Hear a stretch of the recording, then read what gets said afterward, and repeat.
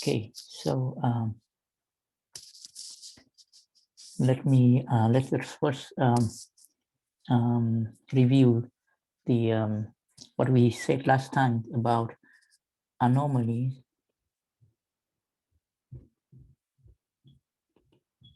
in the theory of Dirac fermions.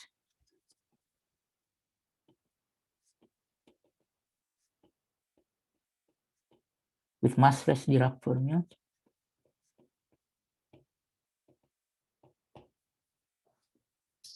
So first of all, the simplest example of that anomaly that we talked about last time was one-dimensional. In one dimension, we can think about a situation where we have a fermion, some dispersion relation, say epsilon is function of k, some chemical potential mu here. And then we identify these degrees of freedom near the Fermi point at momentum like kf minus kf as here left-handed and right-handed fermions. And we said that if we have electric field E acting during time delta t, then the kf of the right fermion, for example, changes by an amount equal to E delta t, which leads to the equations that says the density of right-handed fermion changes by an amount. I think it will be just E divided by 2 pi. And similarly with left-handed fermions, say that this would be E minus 2 pi. So the breaking of conservation law due to the existence of external field is called chiral anomalies, or in short, anomalies in quantum field theory in 3 dimensions. Last time we described a kinetic approach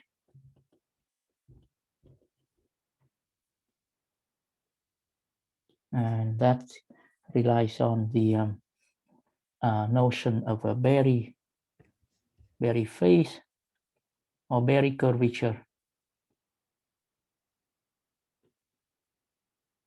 of the Dirac fermions. So we say that the Dirac fermion looks like the normal fermion, except that when we try to move a fermion from a place with momentum p to another place with momentum, say p plus delta p, we try to move the fermion in momentum space, that wave function of the fermion suffer additional phase. One way to think about that is, we also alluded last time, is to assign this fermion with a pseudo spin, because the Dirac fermion is like a spinner, and its 2 components can be thought of as 2 components of a spin. In relativistic theory, it actually is the spin of the fermion, and so when we move the Dirac fermion has the properties that its spin is directed along the direction of motion. In particle physics, there is a convention for massless particle that if its spin points along the direction of motion, like I draw it here, then that particle is called right-handed.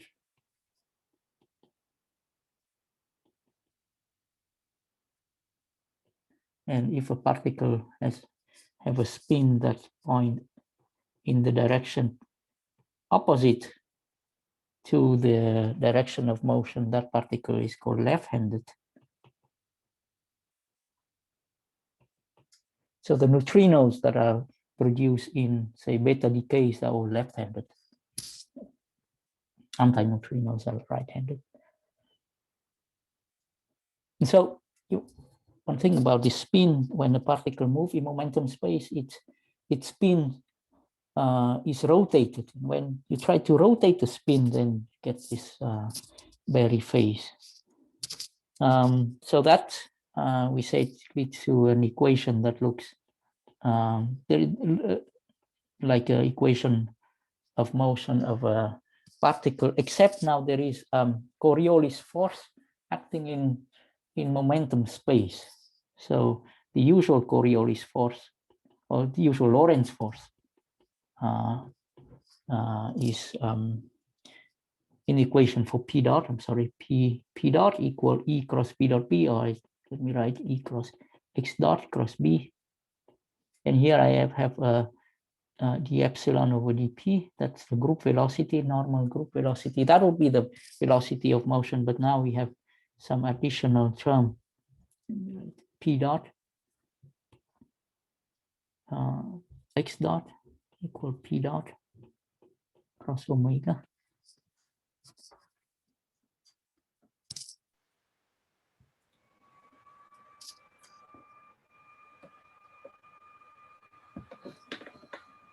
And that gives rise to an interesting phenomenon that can be seen when we go to the Liouville or kinetic equations. In the Liouville equations, if we have,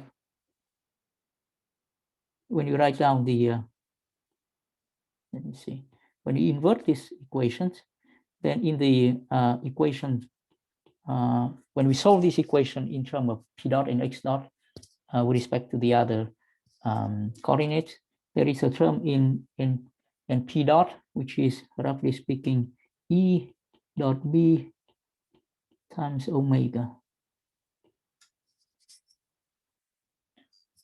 In fact, there is a denominator that I will ignore because it's take into account the fact that the phase space got changed. So let's ignore this term. Concentrate on E dot B cross omega.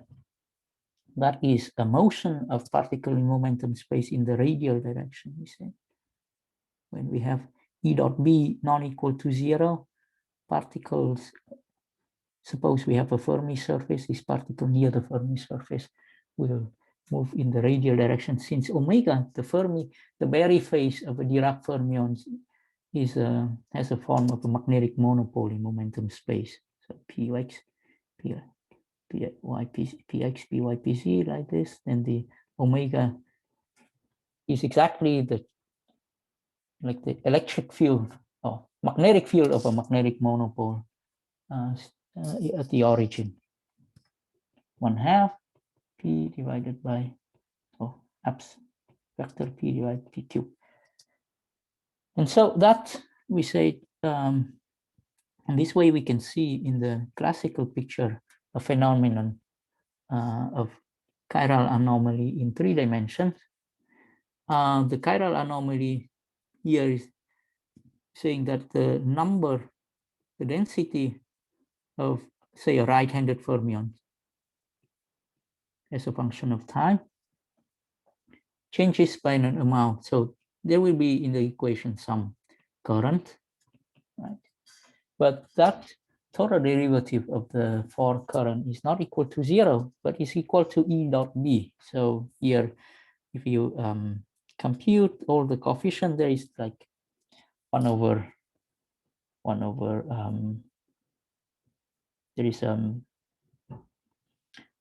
not going to write it down. There is 1 over 2 pi cube due to the fact that in momentum space the density, the phase space has 1 over 3 pi cube term, and then there is a flux of the magnetic monopoles across the surface, and that flux is 2 pi. So one gets something like E dot B. So then there is a E dot B divided by 4 pi square for right-handed fermions, and for left-handed fermion the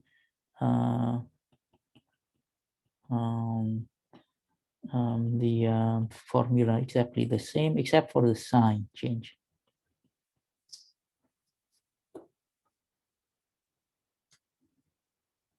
So this is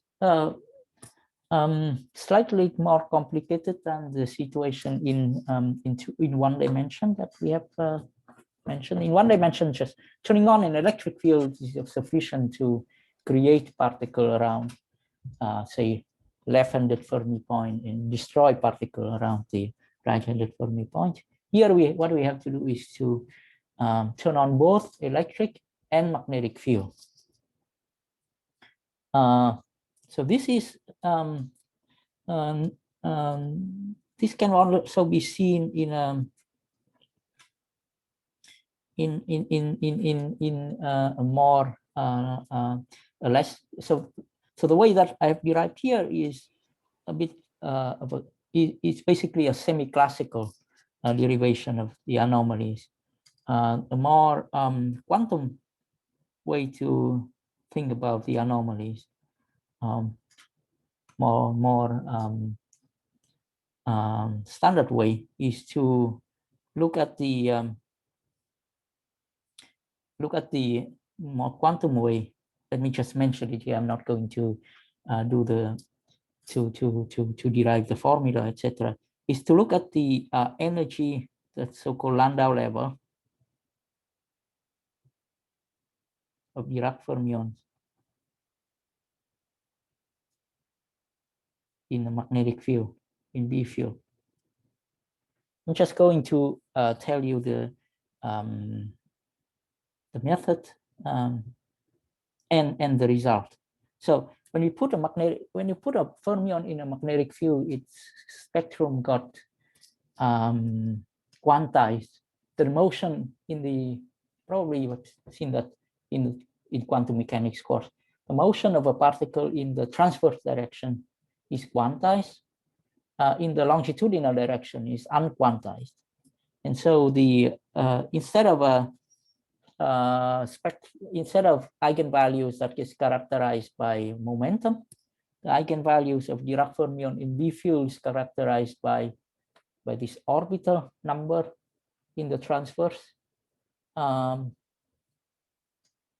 direction and a linear momentum along the B field direction. So if you have a B field this direction, the motion along this direction is quantized to a number n, and the motion along the B field direction is continuous, has a continuous spectrum, and the wave function basically is a plane wave with momentum pz. In the spectrum, after this calculation, looks something like this.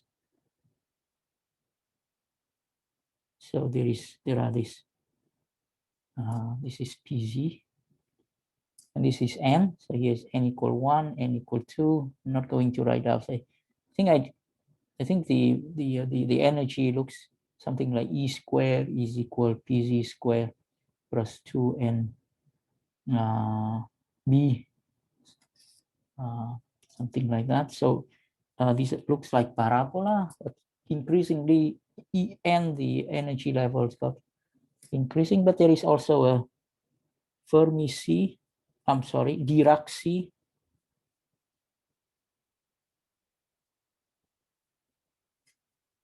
The Dirac C is the state of the Dirac Hamiltonian with negative energy, and they are all filled. And then what is interesting is that there is a single line right here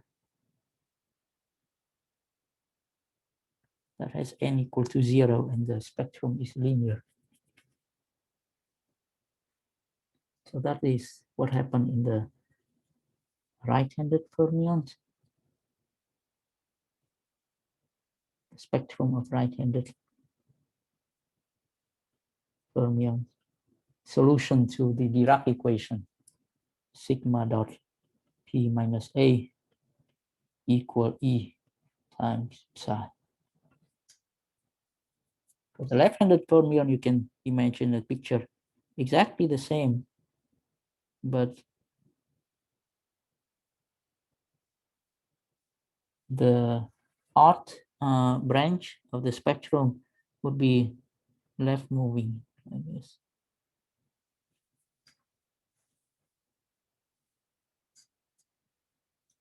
Each of the energy level is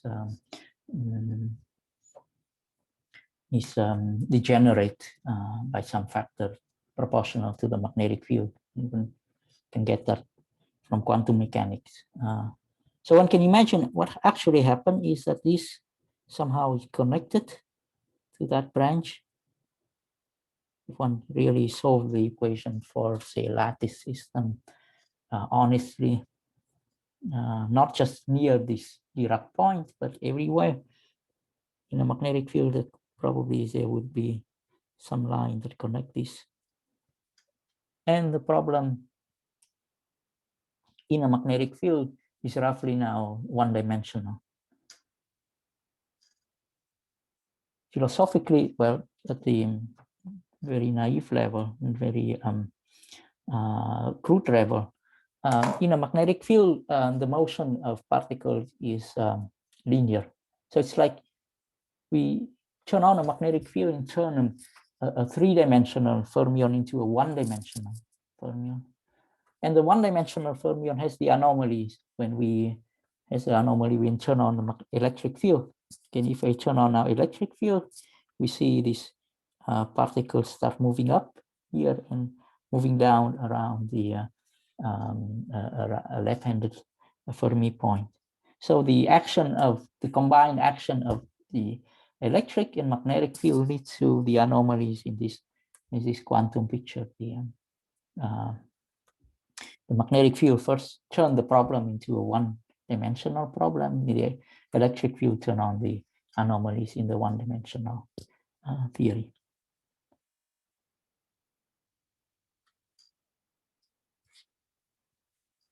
Any question so far? Can I ask a very quick but slightly unrelated, slightly tangential question? Mm-hmm. Sure. So in the QFT derivation of this anomaly, the conservation of the anomalous conservation law crucially depends on what sort of regulator you pick, right? Because you can also choose to conserve the axial current, which would be the difference, while violating the conservation of the vector current. Does that ambiguity show up in this derivation as well, or should I think of this derivation as more of a prescription for what regulator to pick in the QFT calculation? So here's the thing is that basically here we have so when you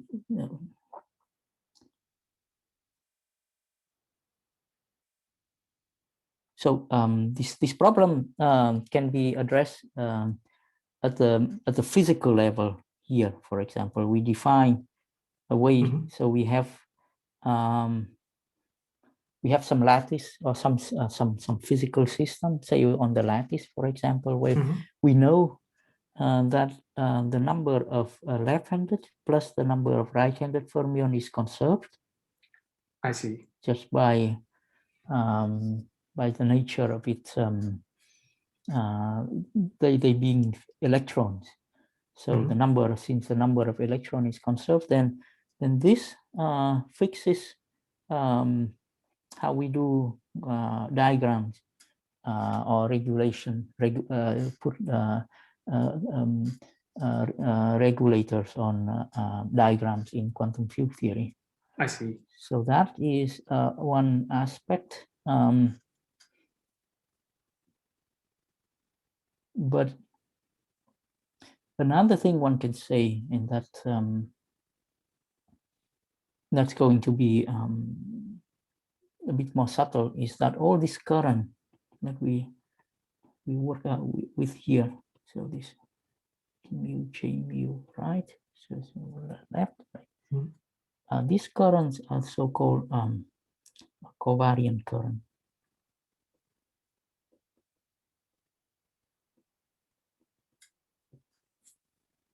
They are not the consistent current. They are called they are gauge invariant current. I see.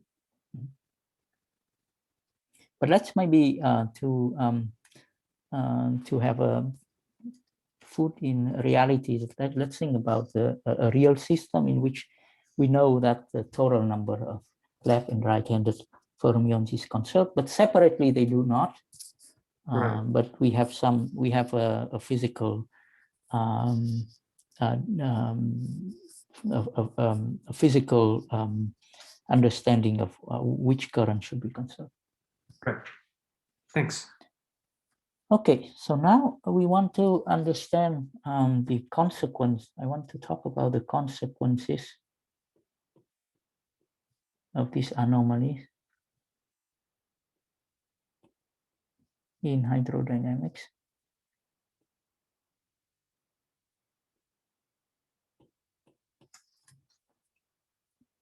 So the relevance of this question to the real world. First and foremost, still in condensed matter physics, that is in Dirac, the physics of Dirac and Weil semi-matter, where we have this point, Dirac point, and people make a distinction between Dirac and Weil semi-metal. They call the material Weil semi-metal if this Dirac point, the left and right Dirac point are separated in momentum space, and Dirac if they are at the same point in momentum space.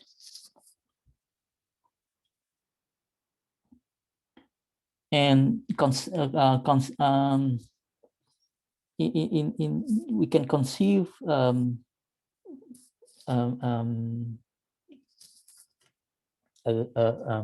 relativistic a situation in particle physics when you have a gas of massless particles. So in some approximation, it might apply also to gas of light quarks in heavy ion collision.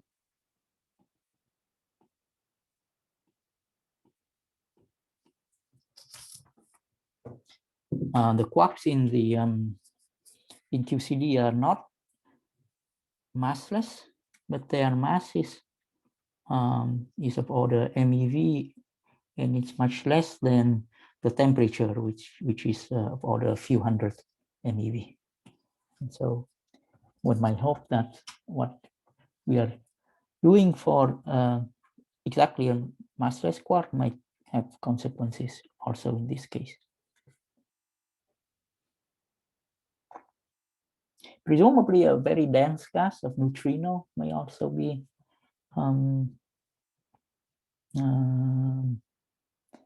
another situation where we have a gas of massless fermions, but they have to be very dense and high temperature at high temperature, so that the interaction between the neutrinos are sufficient to bring the hydrodynamic regime into play.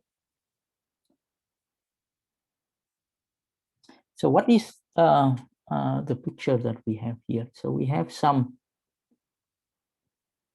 system where we have a right-handed and a left-handed like electrons or something, and we imagine that the scattering processes are sufficient enough to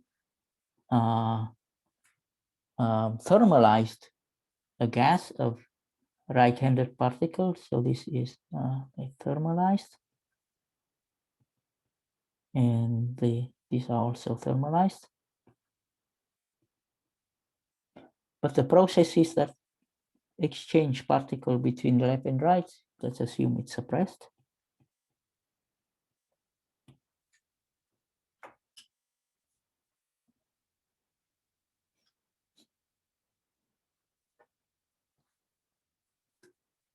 So when the particle is right-handed, cannot become left-handed. In the real material, eventually the right-handed particle will become left-handed, etc. But let us assume that the time scale for relaxation of chirality is large compared to the thermalization time. So now let's try to think about such a system in background in some external electromagnetic field.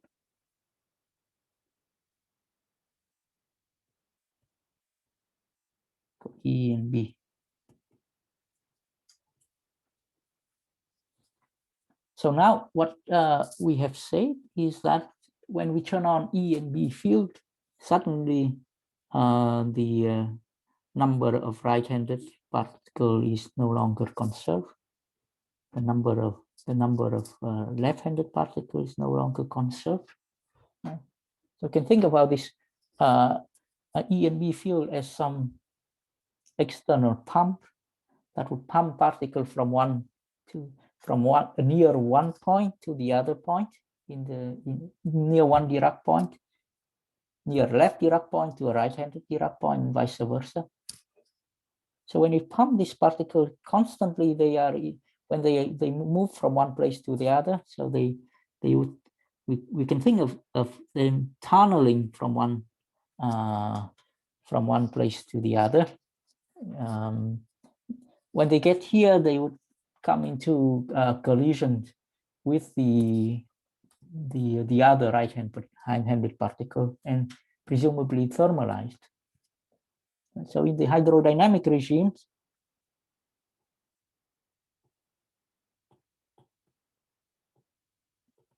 we expect that if this pumping is slow enough, then the system is always in at least local thermal equilibrium.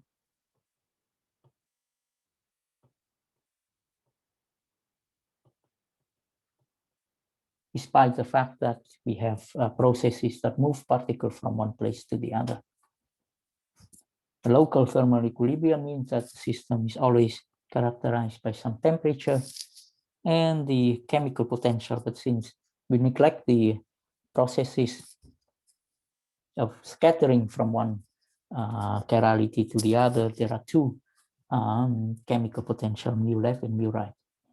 They share the same temperature because they can collide with each other and exchange energy. Any question so far?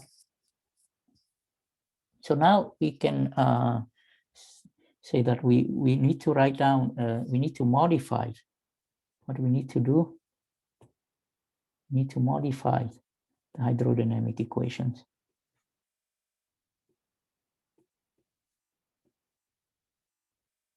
To take into account the anomalies. So the equation would still look something like this: d mu t mu mu equal to 0, but in fact in the external field now we have to take into account the Lorentz, the force due to the electromagnetic field, Lorentz force, etc. So all of that can be very condensedly written in the form of F mu lambda times J lambda. Let's check what that is. So in the equation when mu is equal to 0, we have d mu t d0 t0 0 plus di ti 0. That is, now we have conservation of energy, right? This is energy density, energy current. And here we have mu is equal to 0, v0i, ji. You can see this one is nothing but E dot J. E dot J is the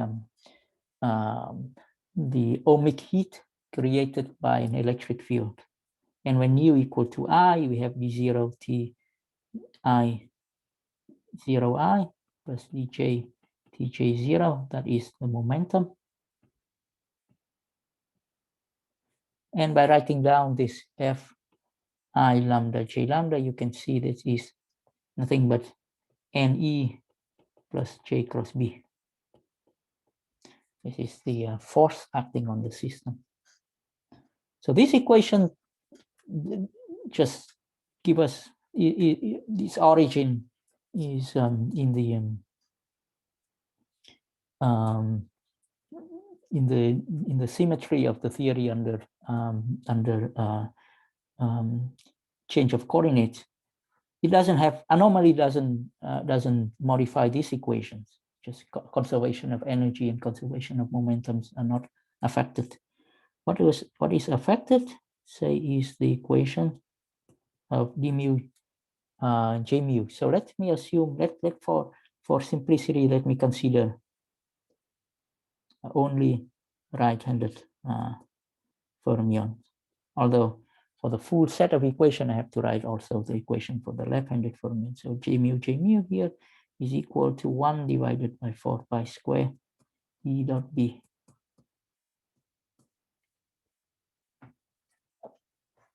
And then plus, then constitutive relation.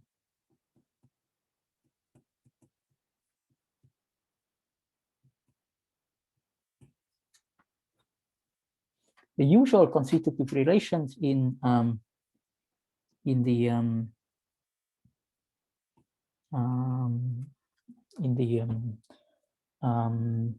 relativistic theory would be, let me write, and u mu plus terms that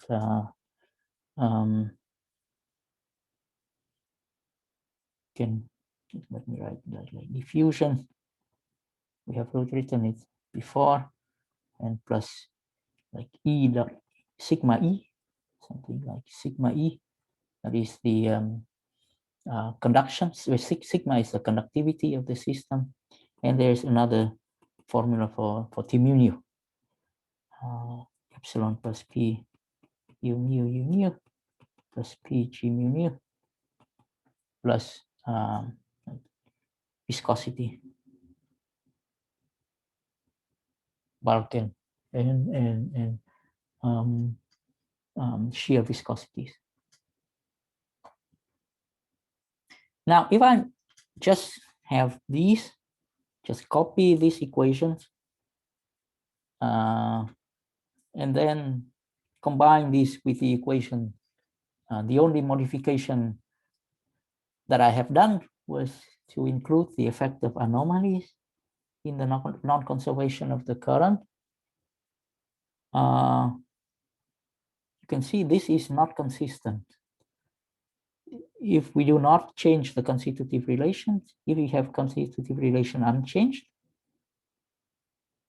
then the theory would be inconsistent with the second law of thermodynamics.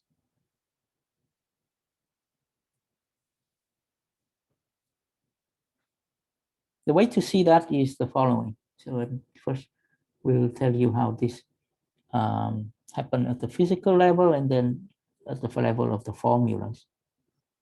The physical level, if we have some stuff here, some stuff here, and we using anomalies, we pump particle from one from the left-handed Dirac point to the other Dirac point, right? Then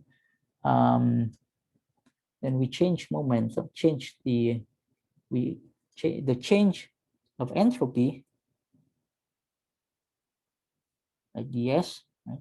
We have an equation that looks like the epsilon equal TdS plus mu dn, or we can say ds equal d epsilon over t minus mu over t times dn.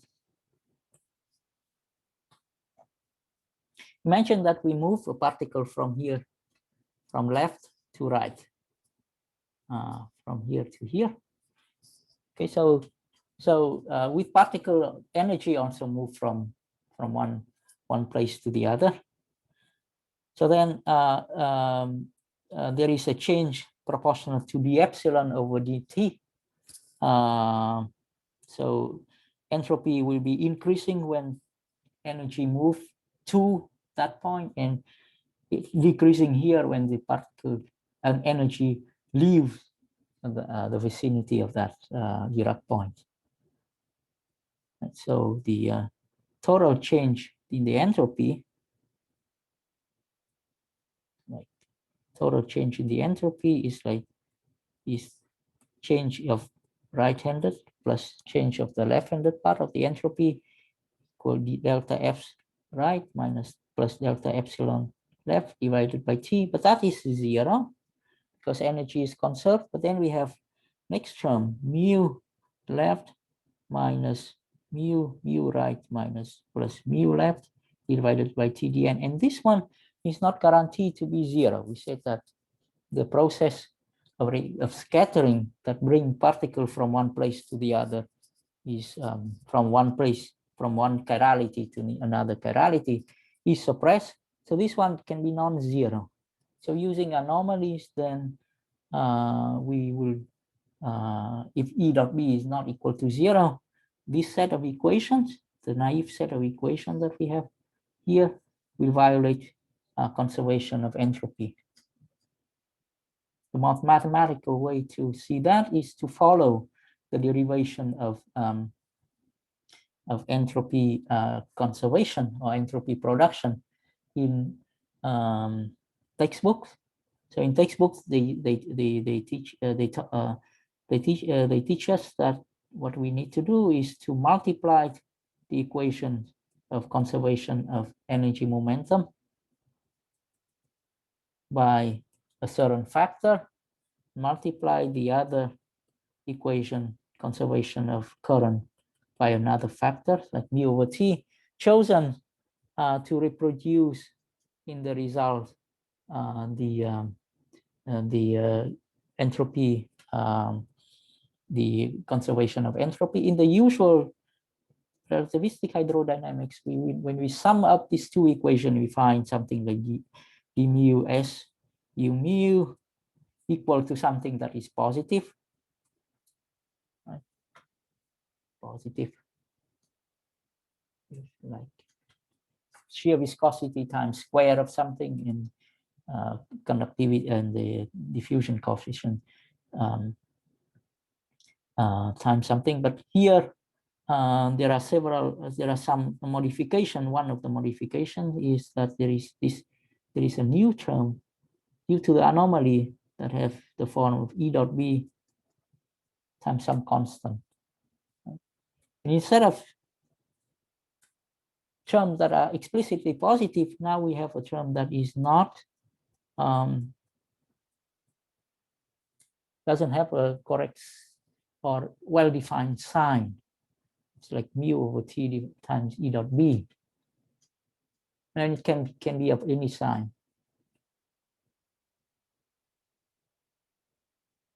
And its values doesn't have to be correlated between the two Dirac points, because the mechanical potential of the left-handed and the right-handed fermions are are independent, and so the total entropy ES over dt now is equal to some integral of d3x mu left plus mu right or minus mu right divided by T times E dot B. And that's not acceptable because we can use our apparatus to turn on E and B field arbitrarily and create and destroy entropy, going against the second law of thermodynamics. So clearly, what we have made some wrong assumption here, and the wrong assumption turn out that these constitutive relations unchanged is a wrong assumption, and we have to revise this assumption. The presence of anomaly changes how the current looks like in the theory. Usually currents come from motion, like motion of the fluid, and then conductivity, electric field, and then diffusion. But what we say here is that these are not enough. So in order to see what is missing, let's go back to the physics of of the Duncan experiment that we have done several times. Let's look at what the system would be. What is the, we ask the question, what is a thermal equilibrium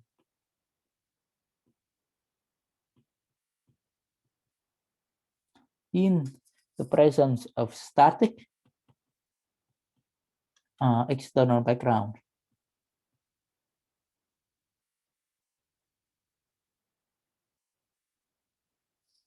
This background that we turn on would be a static magnetic field.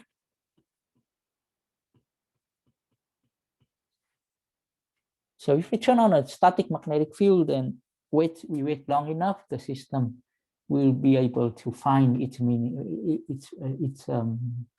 equilibrium. With this, that's what we think. And then we turn on a scalar potential at A0, also a function of x.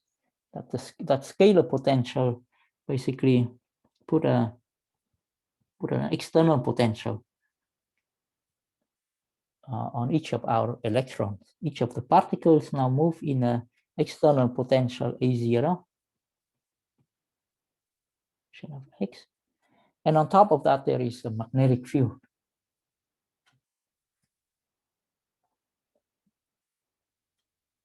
So we've used that external scalar potential to establish the connection between conductivity and the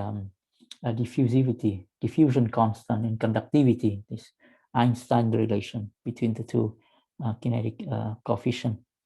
Now we are trying to make the problem slightly more non-trivial by turning on also a magnetic field. So now what's interesting happening? What is happening is that when we write down the equation, so this rho, so it's all right-handed fermions, plus gradient of J of right-handed fermions is equal to 1 over 4 pi square E dot B. So gradients of A0 dot B.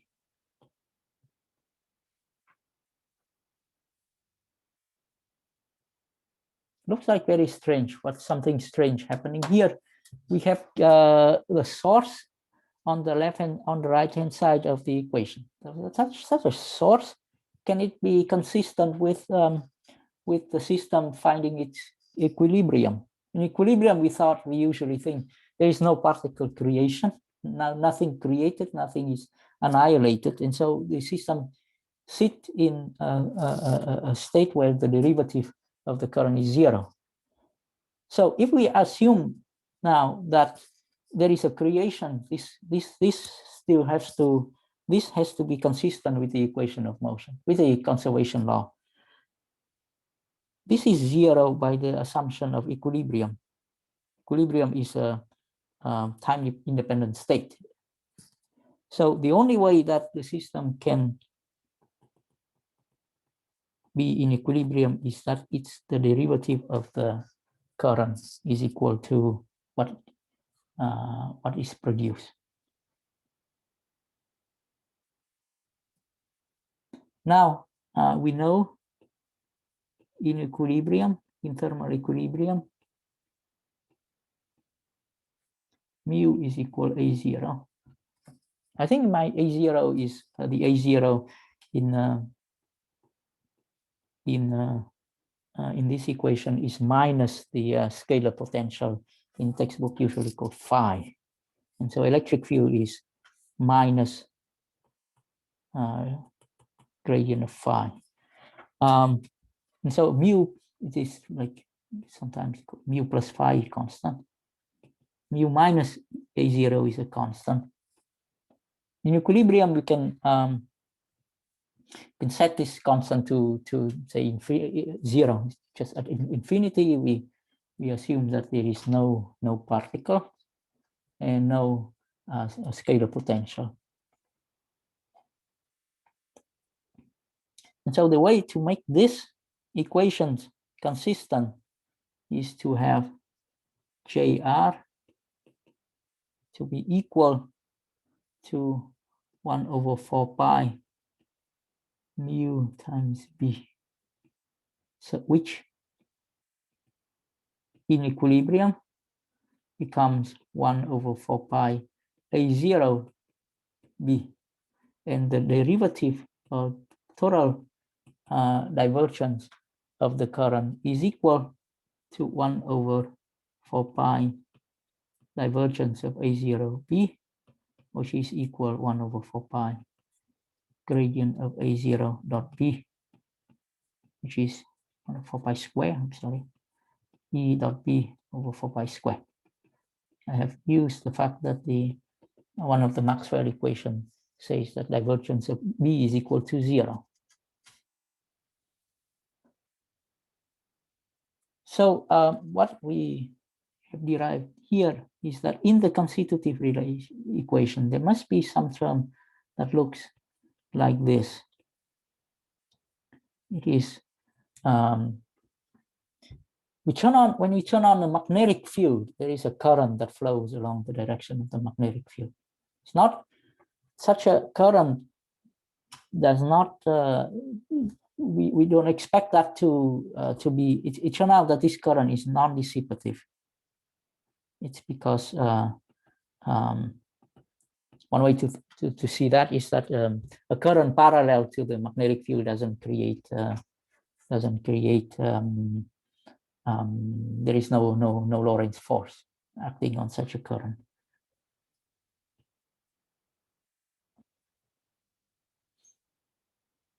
So that goes against what we usually expect, that in a static magnetic field, there should not be any current. So here we have a current, though it's a current of the right-handed particles governed by, and the magnitude of the current is just mu, the chemical potential, times B. Any question so far with this argument? This argument with the conservation law and the thermal equilibrium?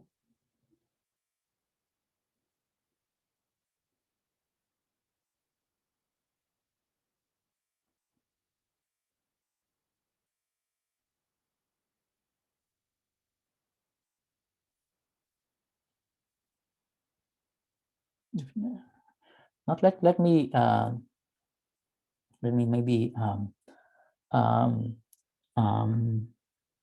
tell you one way to think about this current. So remember that I have draw the spectrum of a Dirac fermion in magnetic field, like massless. Right-handed Dirac fermion has a spectrum that has these branches of Landau level. Looks like Landau level, PZ here. And now I've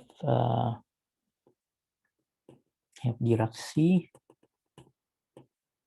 but that system in a finite chemical potential would have some.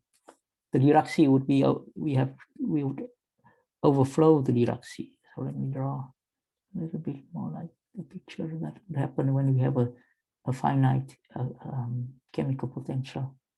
A finite chemical potential put a level of energy in this graph. Anything below that energy is, any state below here are filled.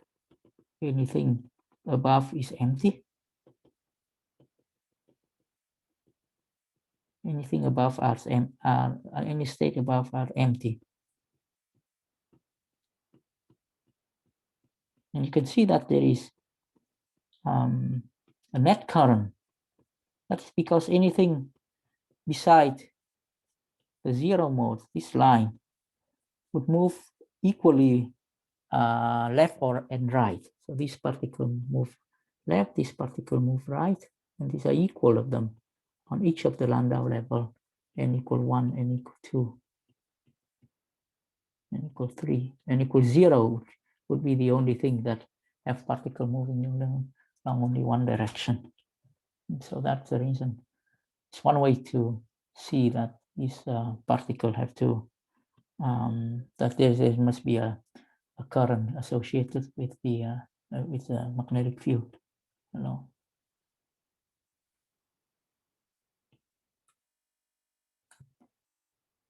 So in the literature, sometimes this effect is it's called the chiral magnetic effect.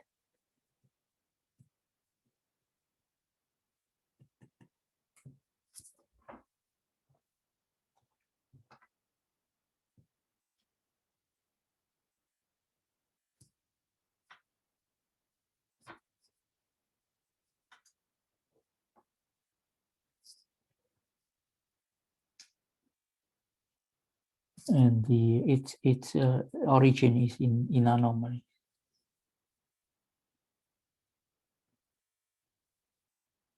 And now one can let me just mention that one can actually go through the whole entropy analysis of entropy.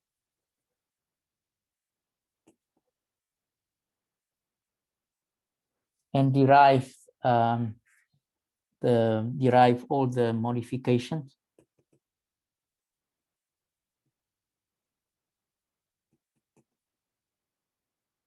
to the constitutive relation.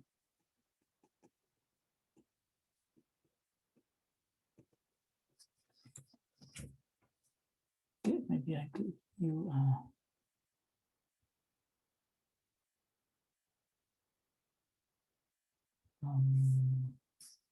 that was done in my paper with Surovka in 2009. But I'm not going to go through this rather straightforward, but rather lengthy derivation. We're going to consider some special cases where the analyses are simpler. So first thing, the first case that are simplest is the case of a relativistic superfluid at 0 temperature.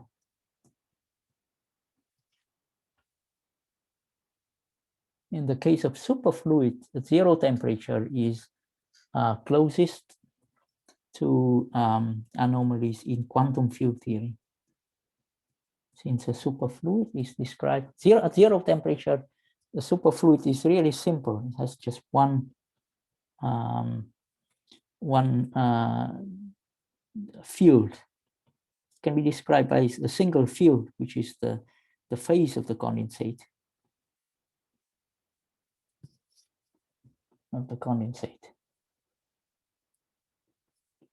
Like in non-relativistic superfluid, the relativistic superfluid is just a scalar field theory. I think we have mentioned we have written down the action of such a superfluid before. Let me just write it down here.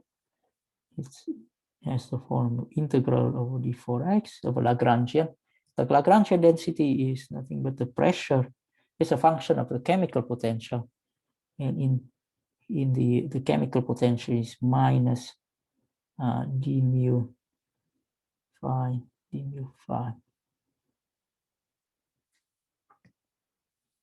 And phi in the ground state, or around the ground state, phi is equal minus mu p plus phi tilde. This is a fluctuation. And from this Lagrangian, we can derive all the hydrodynamic equations of a superfluid.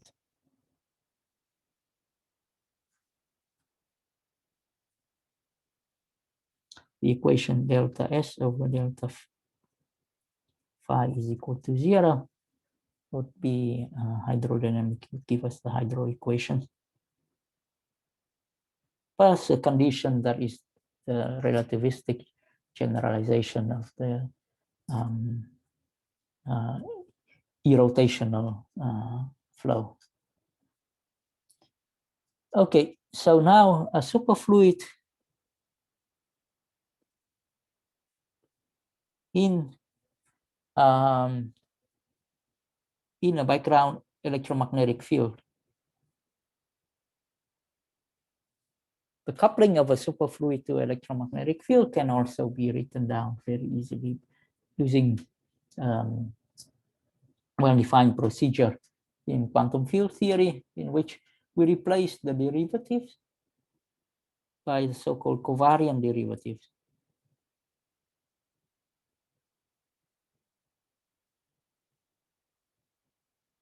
So normally, if we have a field psi, we need to couple it to electromagnetic field. Say this is say the boson that would condense and form a superfluid. We replace its derivative by its covariant derivative defined this way. As A mu is our electromagnetic field. Here the covariant derivative is slightly different because this phi is a phase. It is not just the whole field. And so we have to decompose the psi into the absolute value and then e to the I phi. Right? And that means that the derivatives basically acting on the phi has to be replaced by its covariant derivative, which is d mu phi just minus a mu. There is no phi multiplying a mu.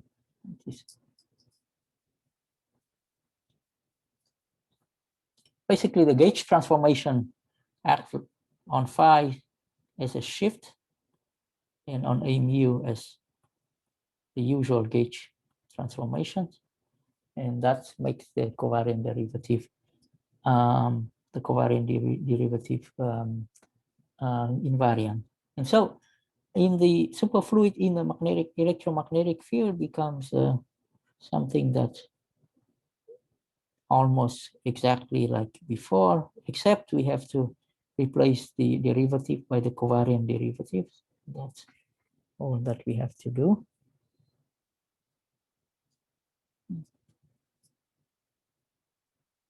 Anything until now?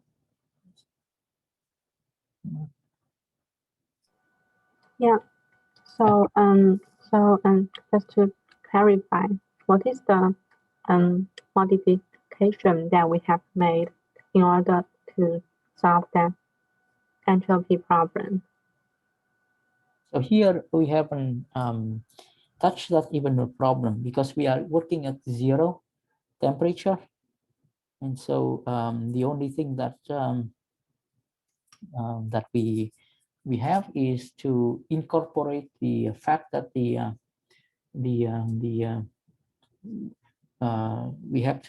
want to understand how to incorporate the non-conservation of the current like this in the framework of a theory that describes superfluid. So it's at 0 temperature there is no entropy. Was that your question? So I think maybe asking before we talk about the superfluid, that you mentioned that we can make some modification so that the entropy won't be a problem, but I don't quite understand that point. We are here doing superfluid at 0 temperature, so that there is no entropy. Entropy is absolutely 0. Yeah, I mean, before we talk about the superfluid. Here, right? Can you go to the yeah. That's right. So, what is the solution to this? So the solution to this have to be have to define. So the solution is the following. As we see, let me maybe present you the partial solution here. So here, what happened is that we have some extra terms due to the fact that there is particle creation or moving from one point, Dirac point, to the other. But when we did this entropy analysis here, we assume that the current, the expression for the current is the same as in the standard hydrodynamic theory. If now we include into this J, if now we include into a J a new term that is equal to mu times B with some coefficient, then redoing the analysis, we will find that there is the following new, yes, let me just point out on one extra new term that would appear. So here you remember in the conservation of energy, right? In the conservation of energy, there is some term that looks like E dot J. Now this E dot J means that in the external field actually create heat. The external electric field create heat, but the amount of heat that is created now is modified by an amount that is E dot B times mu, because if we say the chiral magnetic effect give rise to a current flowing in the system purely due to the magnetic field. Turning on magnetic fields create a current, and then this current also contribute to the creation of heat in this equation. So that thing times 1 over T cancel out, turn on it, cancel out this contribution from the anomalies. So that's the resolution. Resolution to this entropy problem is that we have to modify the constitutive relation in a consistent way. I see. Thank you. Yeah, and there are many more terms, and we did this analysis in 2009.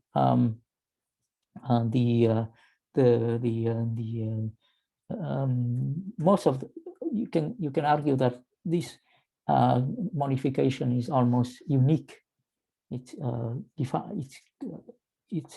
determined by the equation of the anomaly. So in the case of a superfluid, these things are without anomalies. This would be the story. Now, a superfluid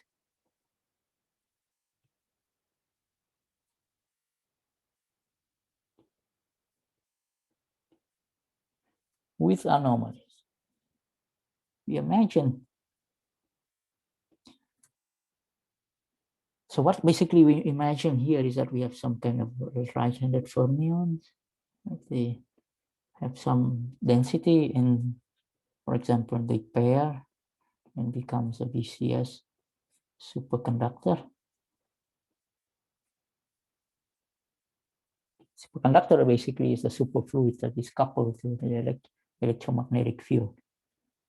So we can at least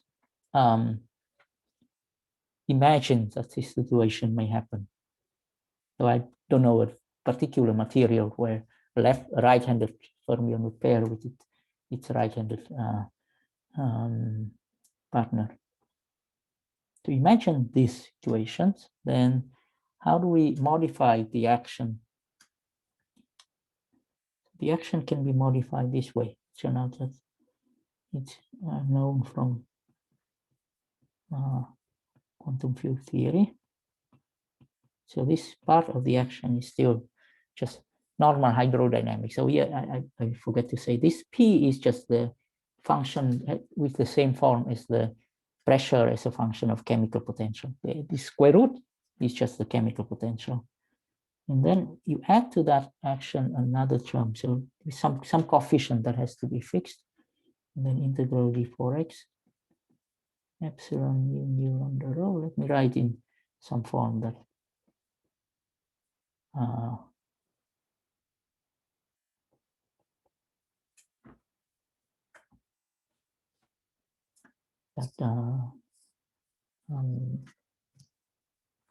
that would be we will be easier to generalize later on.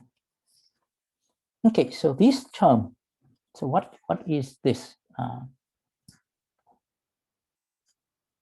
This by integration by parts can be written as phi integral dx. So you put the derivative, push the derivative onto the other field. So it will be phi d mu a nu d lambda a rho. Also with the same coefficient c, I think. Or maybe with the opposite sign. I think it's the same sign.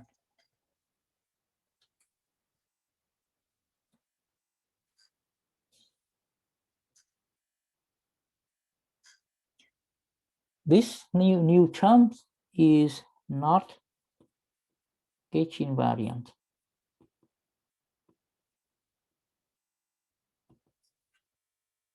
And that's because this phi under gauge transformation, the phi goes to phi plus alpha. And d mu a nu minus d mu a mu is invariant. So we don't have any problem with this d mu a nu d lambda a rho because we anti-symmetrize over the indices. So it field strength. But this phi, when we do a gauge transform, give rise to a non-zero contribution. So the action is not gauge invariant, but that is actually what we expect.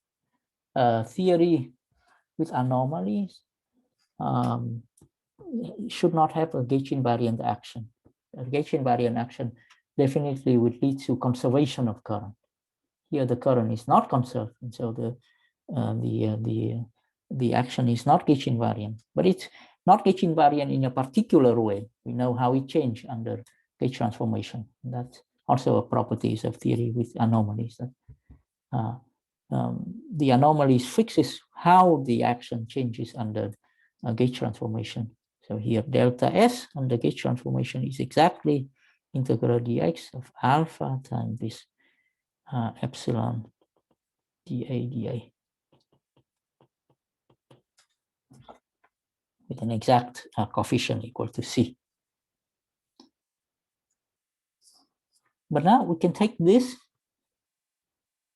So knowing this from having written down this these equations for the action. So the action is here.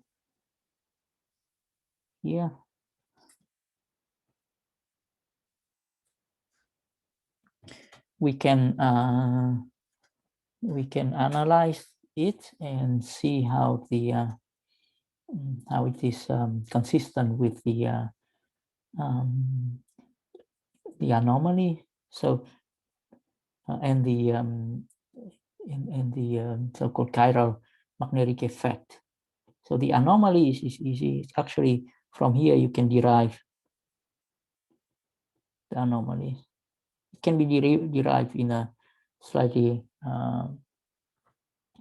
more explicit way by writing down the equation of motion and then identifying what is the current. So the equation of motion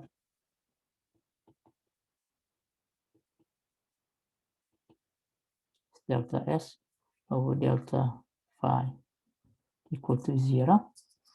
Delta phi equal to 0, it has, you can see here, there is two terms. I'm just writing down from the P term, you get d mu. I'm going to write like this, n u mu. U mu is the superfluid velocity. You can check that this come out from variation of the first term. The second term, you find this is plus c times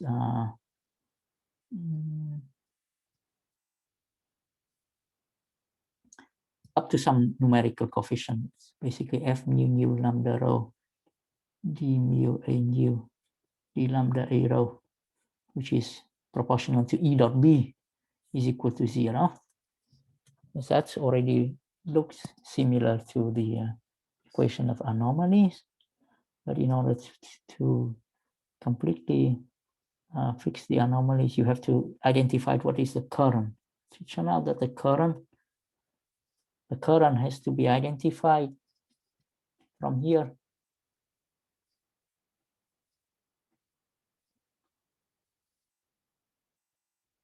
There are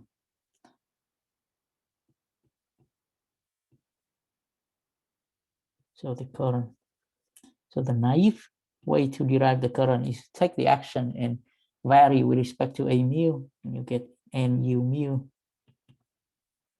Going to not being able to write the all the coefficient right, but again there is some coefficient times c times epsilon mu lambda rho d mu theta f lambda rho.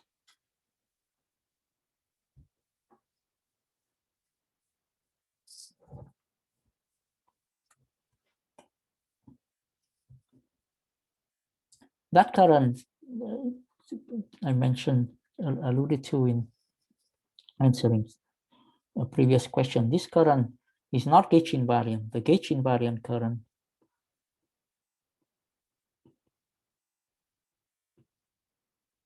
is the current where I add a term to make this derivative into a covariant derivative. So I've just add another term like AF to that, and define the new current, which is gauge invariant. And this gauge invariant current is the one that that is physically measured. Sorry, what is theta here? Phi, sorry. Oh, This is okay. phi, yeah, sorry.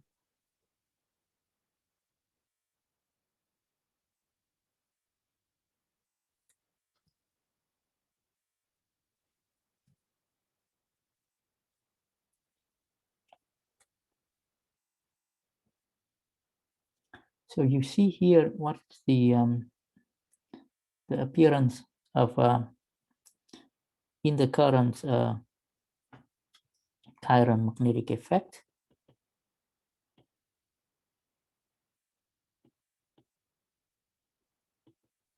The time, remember that the phi in the ground state phi is minus mu t plus phi tilde. So when the derivative here is a time derivative and f is the magnetic field, we have a current contribution to the current proportional to mu times b.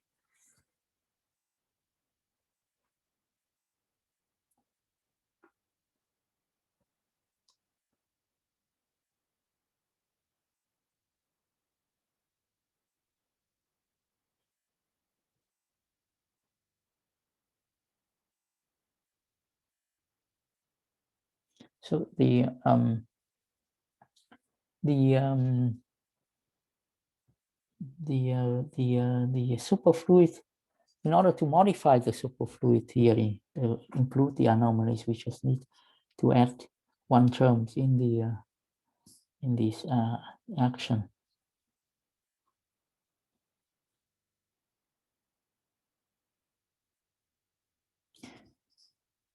So now maybe it's just an analogy, but maybe I don't have enough time to finish this time, but just a story of analogy. So when you look at this coupling of the superfluid,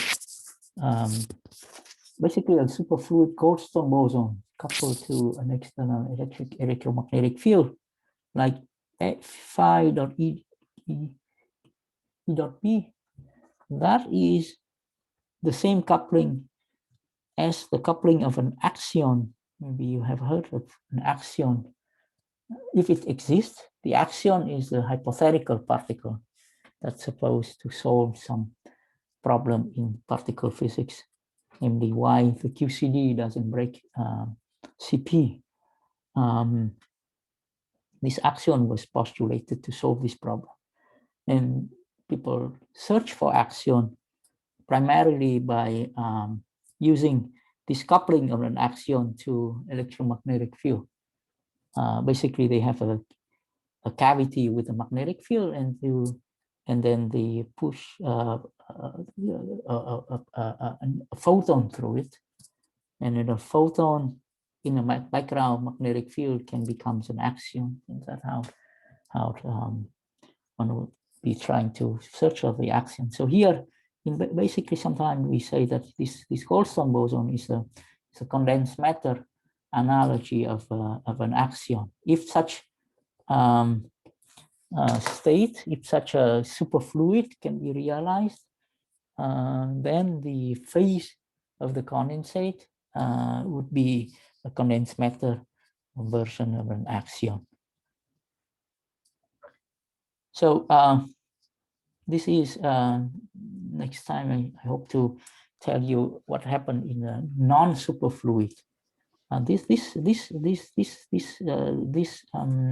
Lagrangian basically is a simplified version of the Lagrangian that was written by Abanov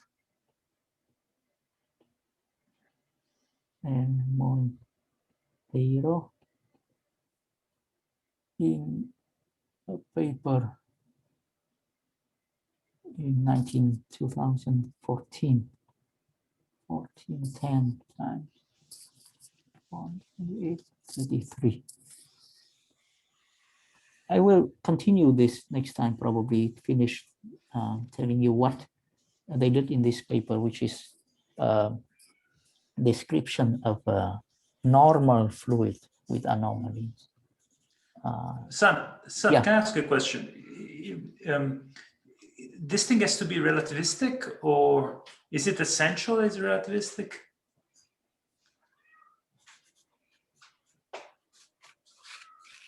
Yeah, I can tell you what I know. So here, our analysis here is relativistic. So